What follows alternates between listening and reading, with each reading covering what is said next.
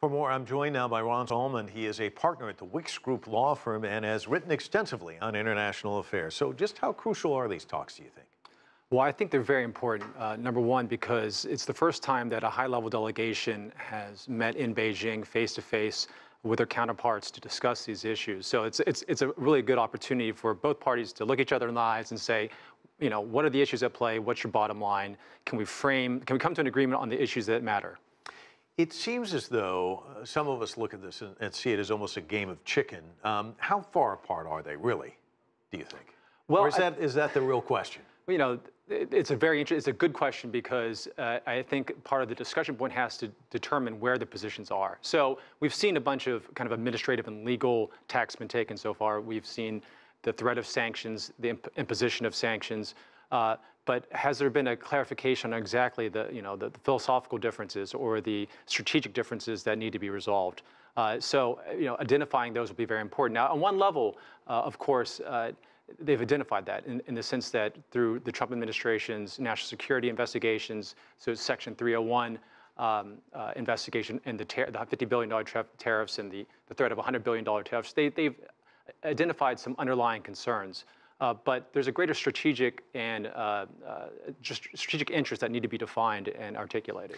What about outcomes? Well, I mean, what's the most it's just 2 days of talks. There's a lot of ground to cover. What do you see as positive outcomes?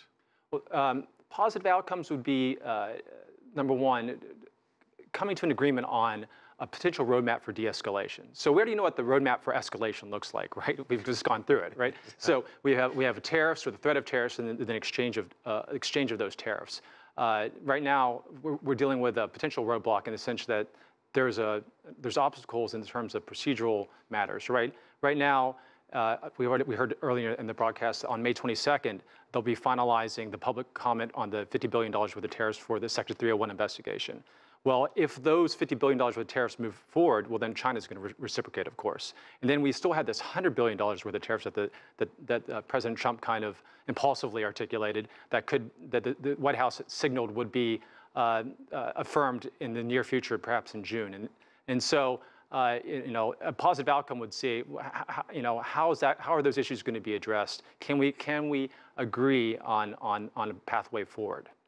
Let me ask you about soybeans, because Jim was mentioning China's just not buying soybeans from the United States now. We haven't even entered a phase of like there's tariffs or any of that. They're just not buying it. Obviously, they can go to Brazil, other countries, which would be a boon to these other countries. And when somebody's doing business, you're my attorney, I go to you, but suddenly you're not there, I go to this guy, suddenly I'm with that guy. This is a real concern for people in the Midwest who voted for Donald Trump. This business could go away and never come back.